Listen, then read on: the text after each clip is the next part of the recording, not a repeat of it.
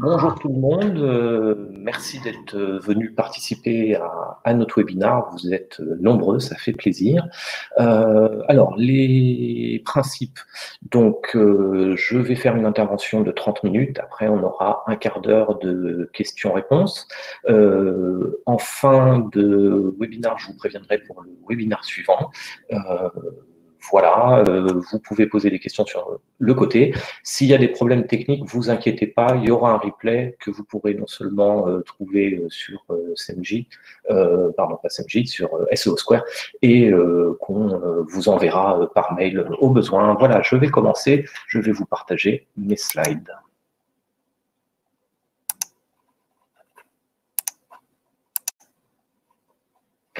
Alors, cette idée d'audit d'opportunité SEO est née il y a quelques jours. Marjolaine Tasset m'a envoyé un mail pour me demander, elle préparait un article sur le JDN, qu'est-ce qu'on pouvait faire pour aider les gens avec la situation actuelle. Alors, elle avait plus en tête un code promo ou quelque chose comme ça. J'ai réfléchi, je me suis dit, dans mon équipe, j'ai des compétences. On a l'habitude d'aller auditer des sites, d'essayer de voir des stratégies.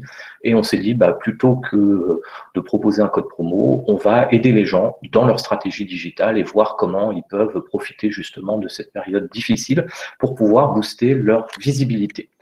Voilà comment est née cette idée d'audit d'opportunité. Ça n'a rien à voir avec un audit des SEO classique. On n'est pas là pour analyser la technique du site internet et le développer. On est là pour voir des opportunités, trouver des quick wins. Alors, voilà. Donc on démarre. Non, je suis Michael Priol, le fondateur de netlinking.fr. Et puis, pour faire ces audits, je vais utiliser des outils, voilà, ma boîte à outils, des outils pour analyser le texte, MJ, Your Text Guru, des outils pour analyser les mots-clés, les liens, SEMrush, Majestic, Ahref, SEO Observer. Plein de fonctionnalités peuvent se retrouver sur les différents outils. Je vais essayer de jongler de l'un à l'autre pendant la présentation, sans non plus toujours jongler pour qu'on puisse garder une cohérence. Et puis, je vous dirai de temps en temps si on peut faire les mêmes choses. Voilà. Alors, suite à l'article de Marjolaine, j'ai pas mal de gens qui nous ont contactés pour faire des audits. Et puis, j'ai demandé à certains, justement, si je pouvais reprendre ce qu'on avait vu dans le cadre d'une conférence. Donc, voici nos cobayes du jour. Finca Home, qui est un petit site e-commerce qui se lance, qui vend de la décoration ethnique.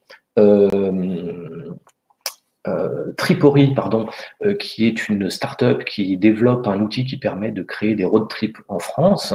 Et puis, on va aller voir des pros. On ira aussi regarder le site de Réputation VIP, qui est une agence SEO que tout le monde connaît. Voilà, donc ce sont nos cobayes. Ce ne sont pas des clients de Netlinking. Il n'y a pas de risque de dire des choses qui les mettraient en porte-à-faux. Alors, voilà le premier cas d'étude. Donc, ici, j'ai fait un peu une première visibilité de ce qu'est ce site internet. Donc, Ahref, que j'utilise ici dans cette slide, nous classe les sites, donne un rank domaine, un score qui correspond plus ou moins au PageRank, des liens entrants, des sites différents qui font ces liens entrants, un certain nombre de mots-clés positionnés et un trafic. Et on retrouve ces données dans des graphiques. Donc ici, l'évolution des domaines référents. Donc on voit que c'est un site qui progresse régulièrement dans sa notoriété, ce qui est plutôt bien. Le trafic suit à peu près la courbe. Et puis ici, sur ce graphique, on voit le nombre de mots-clés qui sont positionnés. En beige clair, il s'agit des mots-clés qui sont positionnés dans la 2e à la 10e page, et puis en plus foncé, en bas, où on voit les scores ici, dans la première page et dans le haut de la première page. Voilà, ça nous donne une vision globale, rien de très nouveau, c'est des informations qu'on peut retrouver sur les autres outils, type SEMrush ou SEO Observer. Tous les outils développent généralement un score pour mesurer la puissance des liens. C'est le PageRank, c'est la base de l'algorithme de Google. Donc, chez Majestic, ça va être le citation flow. Le citation flow, ça correspond à peu près au PageRank. C'est la probabilité d'arriver sur une page en suivant les liens de façon aléatoire sur le web. Alors, tous les liens ne se valent pas, puisqu'ils dépendent du PageRank qu'eux-mêmes reçoivent. Et ça dépend aussi de l'endroit où est situé le lien dans la page. Il y a un coefficient en fonction de la situation et l'environnement sémantique et tout un tas d'autres facteurs. Pourquoi j'aime bien utiliser Majestic? C'est parce que c'est les seuls à aborder, alors SEMrush commence à proposer des sujets également, du PageRank thématique. Alors thématique, c'est une mauvaise traduction, on parle de topical PageRank, c'est plutôt par sujet, voilà. Donc, l'intérêt donc avec Majestic, c'est d'une part de voir les valeurs, et puis beaucoup de SEO aiment bien utiliser le rapport Trust Flow, Citation Flow. Donc, le PageRank thématique, c'est votre indice de confiance dans une thématique. Le Citation Flow, c'est le PageRank, c'est la puissance que vous recevez, votre notoriété finalement. Et s'il y a un gros décalage, c'est souvent que ce sont des liens de mauvaise qualité. Voilà. Alors, après, je vais commencer à rentrer de plus en plus en profondeur dans mon audit. Là, j'ai ressorti avec Ahref, on a les mêmes fonctionnalités sur SEMrush, les principaux mots-clés que l'on a. Voilà, donc leurs 3 premiers mots-clés sont autour de panier mural ou panier muraux et se retrouvent sur la page des corbeilles. Alors, bon, j'ai choisi ces mots-clés justement parce que d'un côté, on a une page qui s'appelle corbeille et de l'autre côté, on a des paniers. Alors, maintenant, autre fonctionnalité, je vais classer mes pages par les meilleures pages en termes de trafic. Donc, ici, Ahref calcule une valeur de trafic pour chaque page. Il m'indique le nombre de mots-clés pour chaque page et les domaines référents de chaque page. Alors là, elles ont 0. Si on descend, on en a une qui a 1. Et ici, tout en bas, on a leur page d'accueil qui a 55 domaines référents. Les 3 premières pages ont plusieurs mots-clés par page. Et ici, on a une page qui n'a que 2 mots-clés. Ici, on est sur des pages catégories. Et ici, on est sur une page produit. Et on va essayer d'aller comprendre pourquoi, justement, on a une page qui génère si peu de mots-clés. Donc, ma première page par catégorie, on l'a vu tout à l'heure. Donc, leur premier mot-clé, c'est panier mural avec un volume de recherche intéressant. Et ils sont en haut de deuxième page. Donc, peut-être du potentiel pour nous, hein, un premier quick win. Si on arrivait à monter sur le milieu de la première page, on multiplierait par 10 le trafic de ce mot-clé. Voilà, il n'y a que 85% des gens qui vont sur la deuxième page de Google. Passer de la deuxième page au milieu de la première page, c'est x10 en trafic pour le mot-clé en question. Et puis, on voit par ailleurs que les corbeilles murales, c'est un volume de recherche beaucoup plus faible. Alors, regardons cette page. J'utilise un autre outil, Your Text Guru, qui est une analyse sémantique de la page. Donc, on prend un mot-clé, corbeille murale, et puis on va regarder le score d'optimisation de la page. En fait, Google est un moteur de recherche prédictif, c'est-à-dire que pour voir si une page est pertinente par rapport à un mot-clé, il s'attend à trouver un certain champ lexical dans la page avec des mots-clés qu'il va retrouver régulièrement, plusieurs fois, des co-citations et voilà, tout un champ lexical. Et donc, Your Text Guru, comment il fonctionne?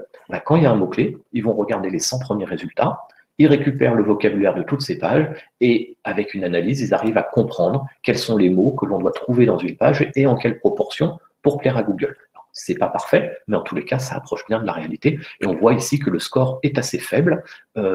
Donc, plus les mots qui sont ici en bas sont sur la gauche, plus ils sont importants. Et l'objectif, c'est qu'ils soient suffisamment utilisés dans la page pour se retrouver dans le vert ici. Donc là, par exemple, voilà, on voit qu'il y a tout un tas de mots qui ne sont pas utilisés, qui devraient être, ou même de toute façon, corbeille et mural devraient être plus utilisés et plus cités.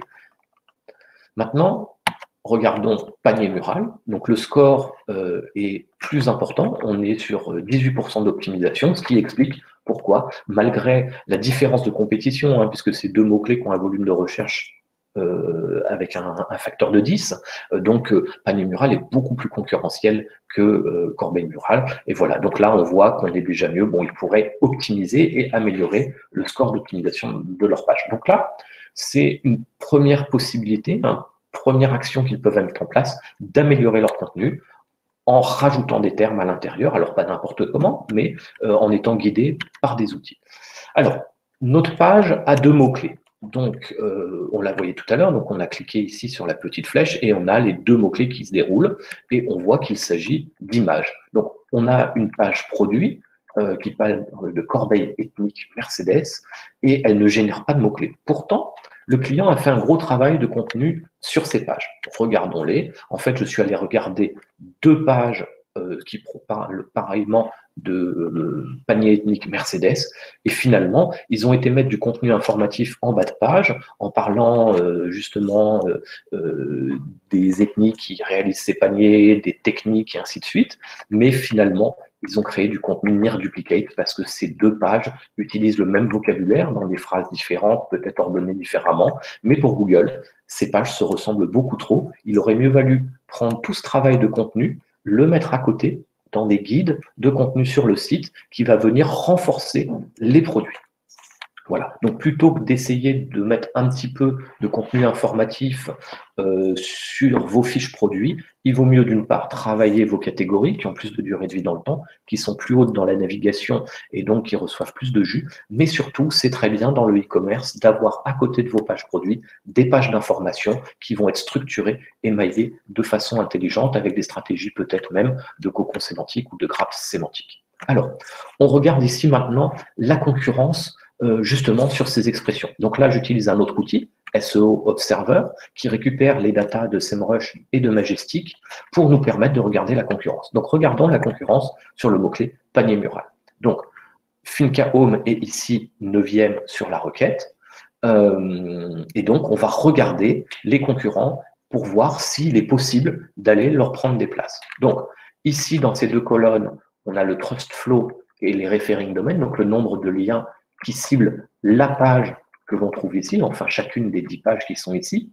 Et puis, on a les informations du root domain, donc du site en lui-même, et on voit qu'on a des sites avec des centaines de milliers de domaines référents, ou ici, un site avec, je m'approche de mon écran, 949 domaines référents par rapport à leurs 164 domaines référents. Éventuellement, ils pourraient grimper à la 8e place, mais ça risque d'être très compliqué de venir plus haut.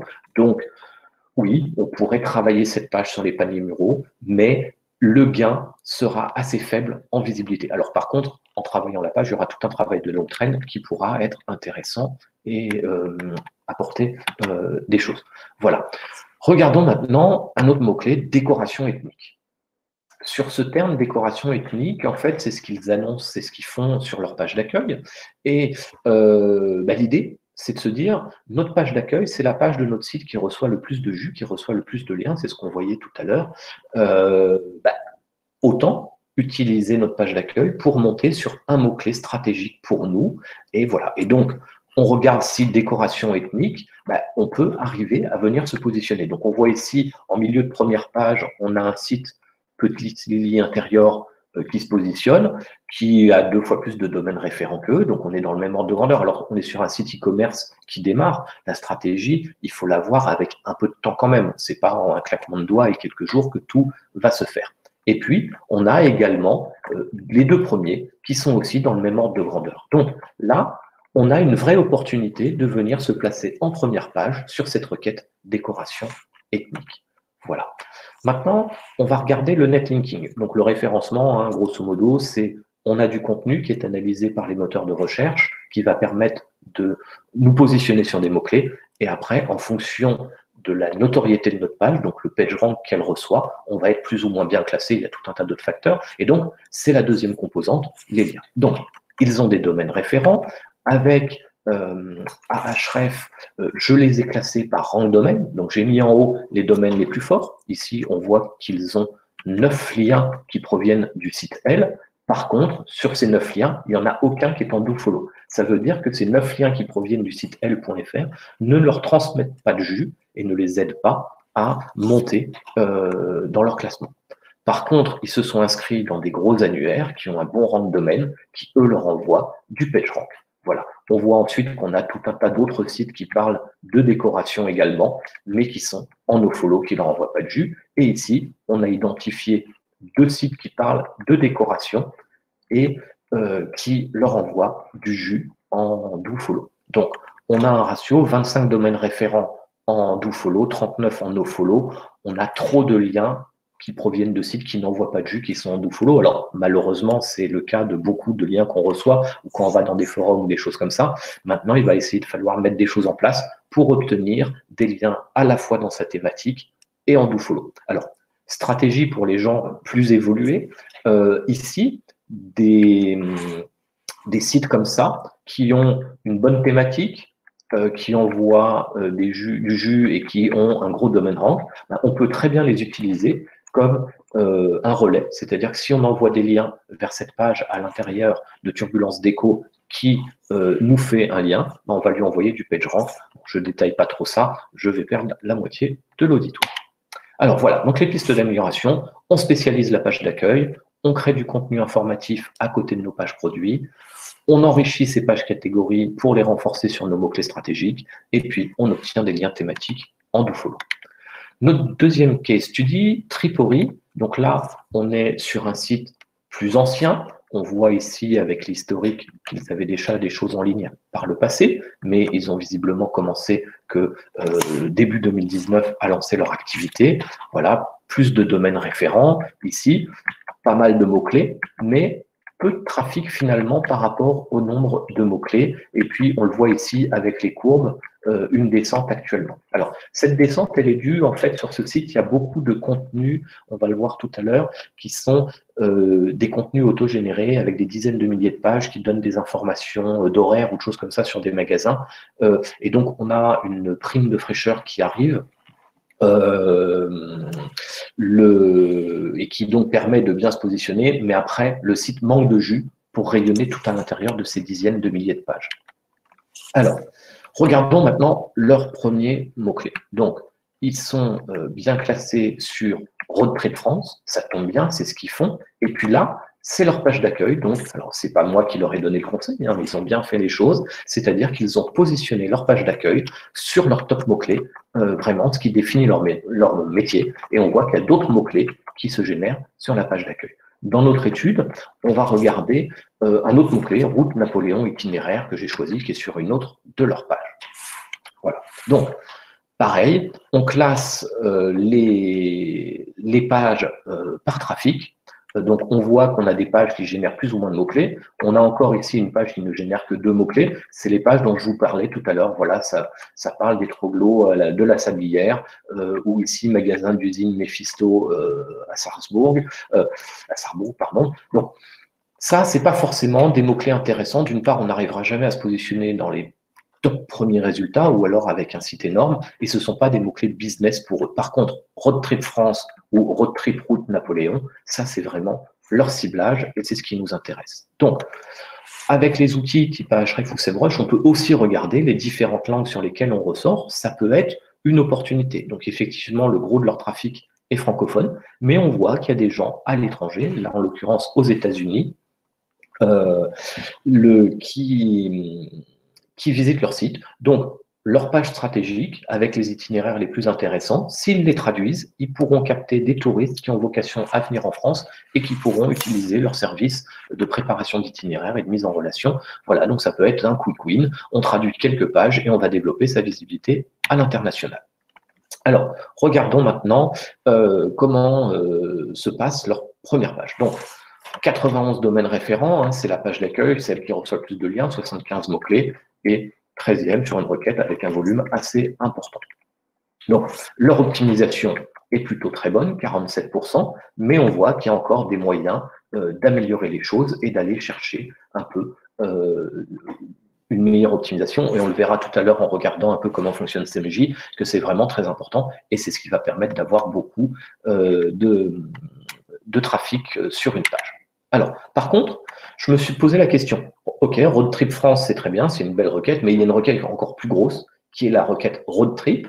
Ils sont relativement bien optimisés dessus, 33 c'est quand même correct, mais en fait, en analysant, on se voit que c'est une requête internationale, avec du Canada, des États-Unis, de l'Afrique, de l'Amérique, voilà, donc ça sera compliqué d'aller se positionner sur la requête Road Trip toute seule, ou alors au détriment de Road Trip France, donc il vaut mieux pas chercher à aller forcer sur cette requête, mais plutôt aller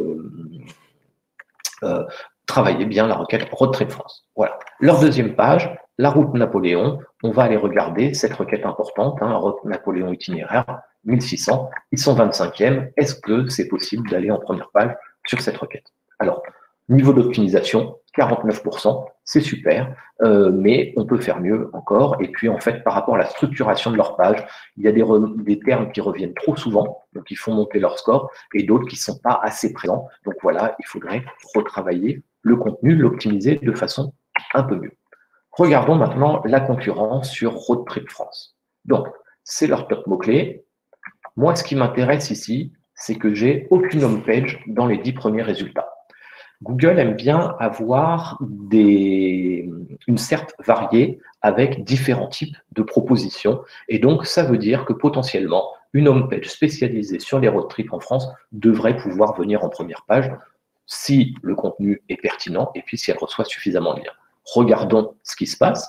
Ici, au milieu, on a quelqu'un qui a 72 domaines référents, Guide Goyave, et puis en haut, en top 1, on a The Road Tripper, qui a 84 domaines référents. Donc, c'est tout à fait possible de venir se positionner dans cette page pour peu qu'on arrive à montrer à Google que notre contenu est plus pertinent que les autres et que nos sites ont plus de notoriété. Donc, l'autre aspect, on a vu qu'ils ont fait énormément de contenu, enfin, je vous l'ai dit, avec des dizaines de milliers de pages, d'horaires et de choses comme ça, mais c'est du contenu qui a peu de valeur ajoutée par rapport à notre cible qui sont des voyageurs qui cherchent à faire des road trips. Il vaut mieux trouver d'autres idées pour faire des contenus avec des itinéraires comme ils ont fait pour la route Napoléon. Et donc, on va aller espionner la concurrence. Donc là, je vais utiliser SEMrush. Le numéro 1 sur la requête Road Trip France, theroadtripper.fr, je le mets dans SEMrush, SEMrush mouline, et il me sort toute une liste de mots-clés qu'ils utilisent et je vais pouvoir trouver des idées. Voilà, par exemple, road trip en Bretagne, on peut utiliser la petite croix pour les rajouter dans notre liste de mots-clés à travailler. Route Napoléon camping-car, voilà, peut-être qu'on peut élargir notre thématique de la route Napoléon. Et puis, SEMrush nous donne un score de difficulté qui nous permet de voir la compétition qu'il y a et qu'est-ce qu'il va falloir engager comme moyen pour pouvoir monter. Après, on va avoir des road trips en moto ou en van ou des road trips pas chers. Voilà, tout un tas de thématiques qu'on va pouvoir développer sur le site. SEMrush nous donne aussi des suggestions de mots. Donc là, j'ai pris le mot-clé route Napoléon et puis SEMrush me propose 1900 mots-clés autour de la variation route Napoléon et nous propose également des questions. On le verra avec SEMJ tout à l'heure, comme c'est intéressant justement d'intégrer ces questions dans son contenu. Voilà. Donc, pour Tripori, renforcer la page d'accueil parce qu'on peut encore l'améliorer sémantiquement. On a vu que les 3-4 premiers mots-clés n'étaient pas encore dans le vert selon Your Text Guru. Créer du contenu informatif en multipliant les itinéraires réellement touristiques avec une vraie valeur ajoutée. Éventuellement, traduire ces pages itinéraires. Et puis, créer du maillage intelligent. Alors, je vais expliquer juste après ce que c'est avec notre troisième case studies. Donc, réputation VIP, c'est une agence importante en France, basée sur Lyon. C'est eux qui ont lancé SEMJ et qui ont monté le SO Square. Mais derrière, on a des experts et c'est intéressant d'aller regarder ce qu'ils font. Alors, je les rassure parce qu'ils écoutent. Je ne vais pas aller révéler leurs grands secrets. Et puis, de toute façon, c'est surtout du travail et de la maîtrise de la sémantique et des liens qui est derrière. Mais voilà, ce qui m'intéresse, c'est de voir ce site qui grimpe très régulièrement et avec une puissance très forte. Plus de 1000 domaines référents. Commençons justement à regarder le netlinking, comment ils ont fait. Alors, Réputation VIP, au départ, c'est une agence d'e-réputation qui est devenue également agence SEO et même majoritairement maintenant. Donc, le mot-clé pour eux, e-réputation, est très important et ça tombe bien, ils sont deuxièmes sur la requête, avec une page, un guide sur les réputations, ce qui est à peu près normal. Mais cette page n'a que 5 domaines référents, alors que c'est déjà très bien, hein, beaucoup de gens n'ont pas de domaine référent. Mais voilà, normalement, pour aller se battre sur une requête comme ça, il faudrait peut-être plus de domaines référents. Ce qui m'intéresse maintenant, c'est ce qui se passe en bas ici. Regardez cette page qui a 92 domaines référents. C'est énorme. Alors, la homepage ici, 747. Et il monte sur la requête sondage IFOP, ils sont en première page sur sondage IFOP. En fait, ils ont fait ce que Google attend. Ils ont fait ce que tout le monde vous conseille. Ils ont été créés du contenu à haute valeur ajoutée. Pour ça, qu'est-ce qu'ils ont fait en partenariat avec l'IFOP? Ils ont fait un sondage sur les réputations. Ils ont créé du contenu pour expliquer leur méthodologie et voilà. Et puis surtout, ils ont fait une infographie que les gens ont récupéré, ont partagé et leur ont fait des liens. Ils ont fait du contenu à haute valeur ajoutée qui a généré des liens naturels On parle de link betting, d'appât à lien. Et puis, voilà où on est sur ce que j'appelle du maillage intelligent. Sur cette page, eh ben, en haut de la page, ils ont mis une encre e-réputation qui fait un lien vers le page sur l'e-réputation.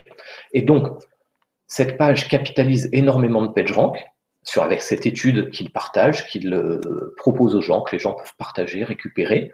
Ils leur font des liens, ils récupèrent beaucoup de PageRank et ce PageRank, ils l'aiguillent vers leur page commerciale grâce au maillage interne. Voilà, donc ils n'ont absolument pas enfreint les règles de Google, ils ont fait les choses comme il faut, dans les règles de l'art. Voilà.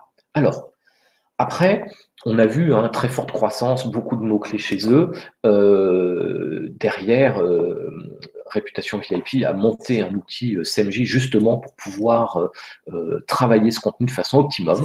Et ils ont développé un content score qui, voilà, ici par exemple, cette page est à 51%. Et il y a même un indice de priorité finalement. Où est-ce qu'on va pouvoir trouver des quick wins, donc là, un indice de priorité de 5. Donc on a son contenu qui remonte, on peut le classer en fonction des volumes de recherche et voir quelles sont les pages prioritaires à aller travailler. Et donc, une fois qu'on rentre sur la page via l'interface de CMJ, donc on retrouve ici en haut à droite le score d'optimisation et tout un tas d'actions qui vont nous apporter des bonus. Donc ici, par exemple, si j'ajoute 1273 mots, je vais gagner 15 points à mon score. En fait, il compare par rapport à ceux qui sont premiers sur la requête qu'ils cherchent à positionner. Et puis voilà, on a comme ça tout un tas de propositions. Et ici, je vous en parlais tout à l'heure, il vous propose même une liste de questions qui va vous permettre, si vous les rajoutez dans votre contenu, de gagner encore des points ou des topics, des sujets, des mots-clés à travailler. Et il vous parle même du maillage interne, qu'est-ce que vous pouvez faire de bien. Et derrière, une fois que votre contenu a été optimisé, vous voyez votre score qui évolue et vous avez même un suivi de la performance de votre page. Ils sont reliés à la Search Console. Voilà. Alors, j'ai vu passer, les gens voulaient que je rentre dans les détails, un peu les questions. L'idée dans cette période pas forcément évidente, c'est vraiment d'être ensemble, de se serrer les coudes. Et donc, l'offre que l'on a fait sur le journal du net, d'offrir sans engagement ces audits d'opportunités SEO, bien sûr plus détaillés sur votre site. Ici, j'ai été un peu plus loin. On la poursuit pour le SEO Square. Donc, il suffit de se rendre sur notre page d'accueil. On a rajouté ici un gros call to action en blanc qui ressort bien. Donc, si vous êtes intéressé, vous voulez que moi-même ou mes équipes, on audite votre site, et qu'on vous donne des idées de quick wins, ce que vous pouvez faire, ce sera avec grand plaisir, vous n'hésitez pas. Voilà, on va pouvoir maintenant répondre à vos questions. J'arrête de partager la présentation et je vais me mettre sur les questions. Ah pardon, j'ai oublié une dernière slide quand même. Merci à tous les partenaires qui ont permis de rendre cet événement possible, CMJ, SEMrush, OnCrawl et You Love World ainsi que Netlinking. Voilà, donc je vais répondre aux questions. N'hésitez pas, vous pouvez voter. Donc Dimitri, oui, pas de souci. Alors pardon, donc je manipule l'outil. Donc Dimitri voudrait que je lui fasse un audit pour son nouveau site. Pas de souci, avec grand plaisir, sauf si tu viens juste de le mettre en ligne. Alors, une question qui a reçu beaucoup de votes. Faut-il concentrer le netlinking sur la home page, plus un ou deux liens sur les autres pages, ou répartir ses backlinks sur toutes les pages importantes de son site? Alors, pour moi, c'est important. Généralement, nous, ce qu'on préconise, on est alors en fonction de l'historique du netlinking que l'on est déjà, mais je dirais à peu près 60-70% des liens vers la page d'accueil. Et puis répartir sur un maximum de pages. Après, l'idée, c'est pas non plus de disséminer des liens partout, c'est plutôt de cibler intelligemment les bonnes pages. La sémantique est super importante dans les liens. Et puis, on va commencer à avoir des effets quand on va recevoir 2-3 liens sur une page. Alors, ça peut aller avec un seul lien, mais généralement, on sent que quand il y a 2 ou 3 liens qui viennent, ça renforce les résultats. Et surtout, prolonger ça avec soit du maillage interne, c'est-à-dire qu'on a une page qui reçoit des liens qui n'est pas forcément la page commerciale, mais elle va faire du lien en maillage interne vers les pages que l'on veut faire monter. Et puis, de l'autre côté, éventuellement, pour les plus aguerris, des stratégies de niveau 2 où vous faites des liens vers vos pages qui vous font déjà des bons liens. Alors, donc ceux qui demandent des audits, il n'y a pas de souci, vous allez sur notre site, on le fera. On vous enverra aussi la vidéo de la présentation que je suis en train de faire. Alors,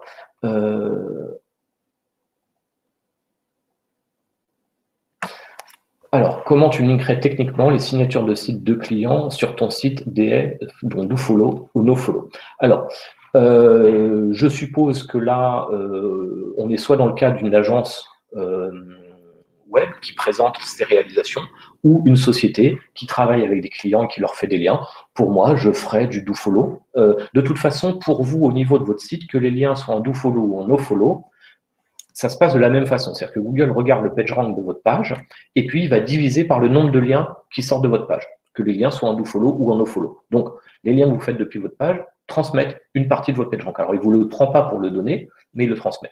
Derrière, vos clients, c'est un lien qui est naturel, vous présentez vos clients, donc il n'y a aucune raison de les mettre en NoFollow. Alors, comment sont pris en compte les backlinks venant de forums ou d'annuaires? Déjà, allez regarder s'ils sont en DoFollow ou en NoFollow. Google, donc normalement, sur ces contenus générés par des utilisateurs, on devrait avoir des liens qui sont en nofollow, et puis Google a rajouté, alors annuaire c'est différent, un nouvel attribut qui sont User Generated Content, UGC.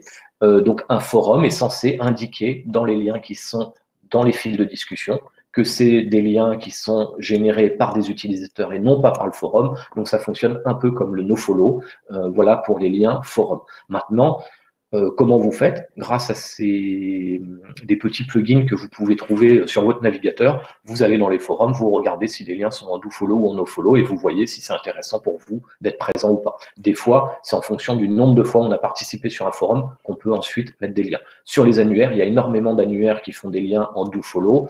Privilégiez les liens sur des annuaires qui reçoivent beaucoup de trust. Moi, j'aime bien prendre comme indicateur pour voir si un site transmet du jus ou pas, le fait qu'il se positionne sur des mots-clés ou pas.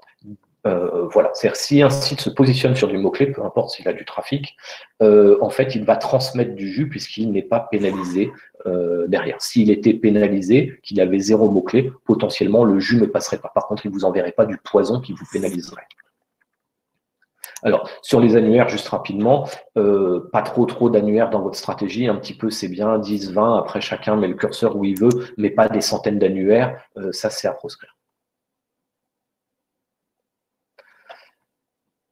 Alors, désolé, là c'est une question un peu trop générique, donc du contenu, des liens. Maintenant, il faut auditer le site parce que le temps aussi est important. C'est-à-dire que c'est pas parce que vous venez de lancer un site qui va être premier partout, même si vous aimez beaucoup votre site, le Google prendra du temps avant de le considérer correctement.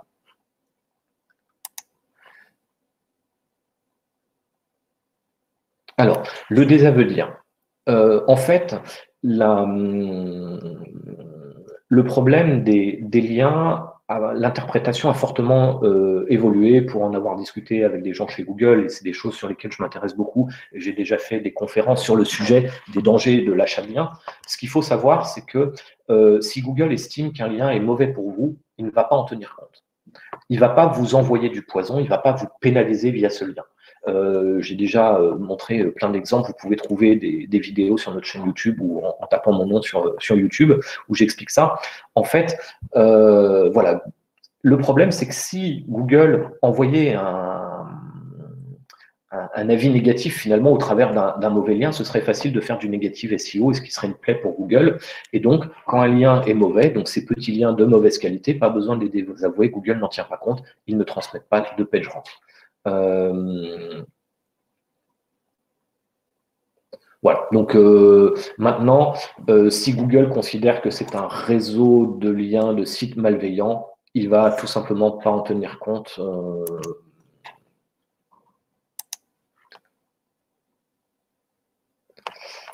Alors, explication du jus SEO avec les différentes encres exactes marques. Alors, ce qu'on appelle le jus SEO, c'est le PageRank qui est transmis au travers des liens. Donc, une page reçoit du PageRank et elle va retransmettre la majeure partie de ce PageRank aux pages vers lesquelles elle fait des liens, que ce soit des pages internes ou des pages externes.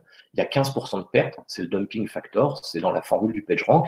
Et après, les liens, en fonction de s'ils sont en dofollow ou nofollow, là, ils ne transmettraient plus de jus, s'ils sont dans le corps du texte, s'ils sont sémantiquement pertinents, s'il y a une encre qui invite à l'action sur une image ou des liens internes ou externes, il y a tout un tas de paramètres qui vont donner des coefficients qui vont améliorer ou diminuer le PageRank qui est transmis de notre page vers les autres pages. Alors, l'ensemble des liens ne transmettront que 85% du jus de la page. Donc, les encres peuvent jouer sur la quantité de PageRank transmise, et surtout, quand on va utiliser des encres exactes, c'est-à-dire qu'avec des termes qui sont des mots-clés, ces termes vont un peu fonctionner comme s'ils faisaient partie du contenu de la page de destination.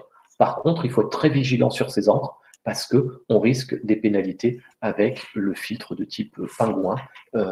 Voilà. Donc, en termes de répartition entre les encres exactes sur la marque ou des encres génériques, donc une encre exacte, c'est sur un mot-clé. Une encre exacte élargie, c'est un mot-clé au milieu d'un terme un peu plus grand.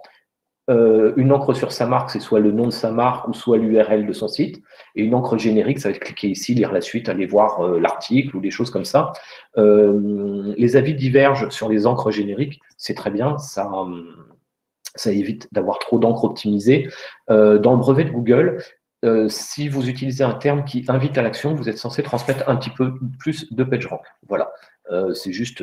alors par contre, les tests réels montrent que l'encre, effectivement, va renforcer sur le terme qui est derrière, sauf si on est pénalisé.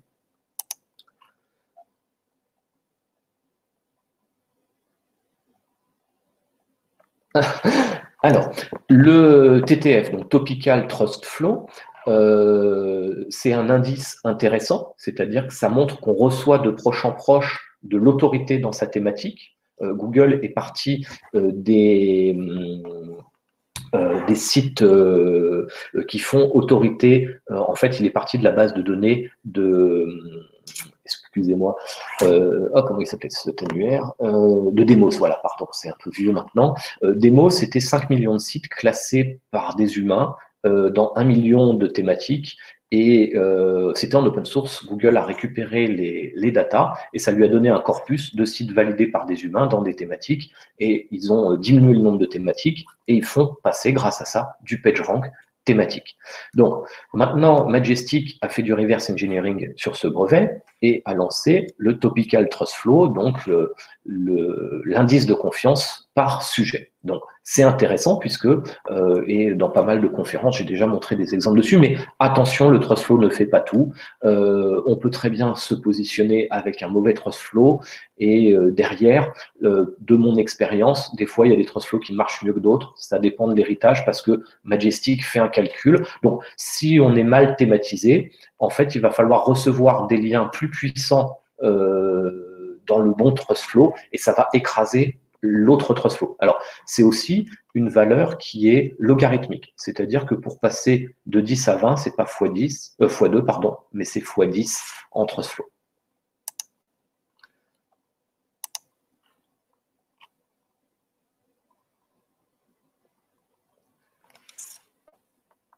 Alors, très bonne question. Donc, quand un lien interne est présent plusieurs fois dans une page, donc là, il y a plein d'essais qui ont été faits et je peux vous donner, alors pas ma réponse, hein, mais ce qui est communément admis par les SEO, c'est que chaque lien va compter pour la division. Donc, imaginons ma page fait 10 liens vers d'autres pages, externes ou internes, peu importe, et parmi ces 10 liens, il y en a 3 qui vont vers la même page.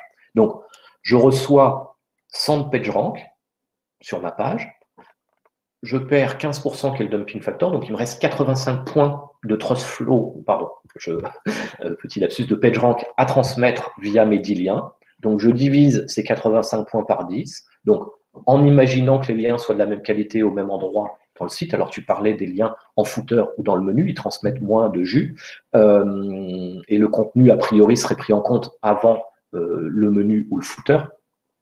Donc, chaque lien va transmettre 8,5 points de PageRank.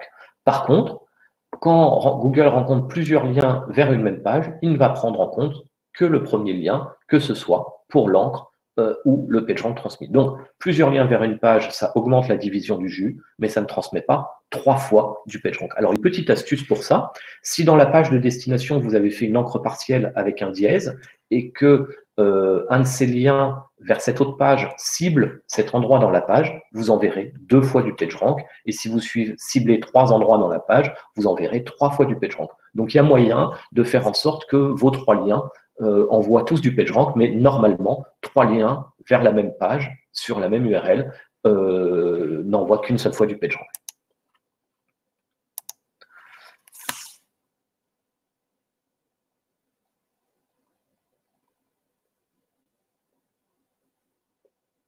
Alors, la volatilité de la SERP, c'est comme la météo. Google fait à peu près 1600 changements par an. Voilà, donc vos concurrents agissent aussi. Après, quand les sites sont jeunes et que vous recevez peu de PageRank, Google a du mal à stabiliser les positions. Quand on travaille une requête assez concurrentielle, je me souviens d'une intervention de Paul Sanchez sur une conférence qui expliquait comment il avait travaillé la requête agence SEO, où il montrait l'oscillation des positions et puis après la stabilisation de la position. Pareillement, quand on a travaillé la requête netlinking, on a vu aussi des oscillations comme ça. Donc malheureusement, c'est normal. Maintenant, n'hésitez pas, vous m'envoyez votre site, on audite et on regarde ce que vous pouvez faire. Enfin, en tous les cas, on vous conseille. Donc ça bouge. Il y a eu aussi beaucoup de changements cette année avec une interprétation différente du contenu. Donc, et puis, Google est en train de chasser aussi beaucoup dans tout ce qu'on appelle les MFA, les Made for Amazon, donc tous les faux sites de comparateurs, où pour connaître des gens qui en ont plein, c'est pas tous sont attrapés d'un coup, ce serait plutôt visiblement des contrôles humains qui vont aller faire baisser. Alors, c'est pas du tout ou rien, c'est pas on déglingue le site et il passe à 0, mais quand un site commence à être pénalisé, on voit qu'il descend. Il y a aussi des problématiques sur les contenus autogénérés. Les sites qui ont tendance à, s'ils manquent d'ancienneté, qui manquent de jus, et avoir des dizaines de milliers de pages, bah, ils peuvent être mal considérés, bien marcher au début et redescendre après. Donc voilà, c'est comme la météo.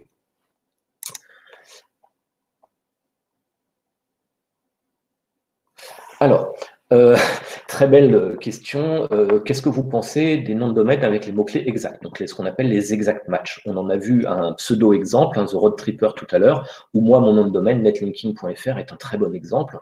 Notre site a l'exact match de la requête netlinking. Alors, par le passé, un exact match, donc une requête exacte dans le nom de domaine, aidait beaucoup à être bien classé. Hein. Il y a toujours un petit bonus, mais c'est un petit bonus. Ce n'est pas un gros bonus, ça ne fait pas tout.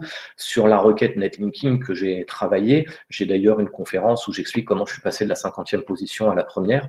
Ce n'est pas parce qu'on s'appelle netlinking.fr qu'on est premier. C'est le travail qui a été fait. D'ailleurs, il y avait netlinking.com qui existait, netlinking.org, netlinking.io, netlinking.net, et tout cela ne se retrouve pas en première page. Il n'y en a qu'un qui est dans les 100 premiers résultats et il est plutôt autour des 70e. Donc, vous voyez que ce n'est pas le nom de domaine qui fait tout. Donc, c'est un petit bonus. Maintenant, c'est un choix. C'est-à-dire que quand vous choisissez votre nom de domaine, il faut d'abord penser marque et qu'est-ce que va véhiculer votre image. Vous voyez, donc, ne pas prendre je suis assureur de voiture. Bah, si je m'appelle assureurauto.com, effectivement, ça pourra m'aider, mais pour les clients, je ne suis pas forcément une marque de référence. Il vaut mieux peut-être construire une marque. Maintenant, travaux.com, où montre complètement le contraire, a réussi, ou plombier.com, on en voit de plus en plus qui sortent. Voilà, donc ça c'est un choix, je dirais, de marque au début, et effectivement ça donne un petit bonus en SEO, mais ne se positionne pas forcément premier sur les requêtes, c'est d'autres facteurs qui font ça.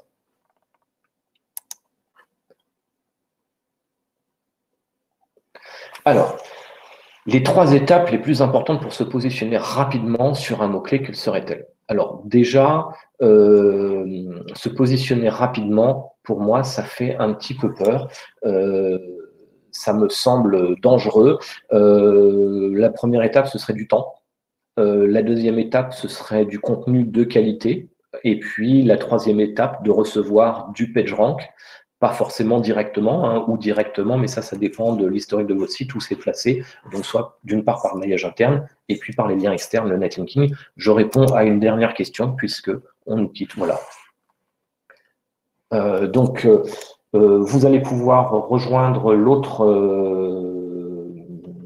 conférence à 14h45, bâtir un content grosse machine pour gagner plus d'1 million de visiteurs mensuels, avec Sicilien de Vengage et Nicolas, fondateur de SEMJ. Je vous remercie. J'essaierai de regarder les questions. N'hésitez pas à m'envoyer des mails si vous voulez. Ciao, bonne journée.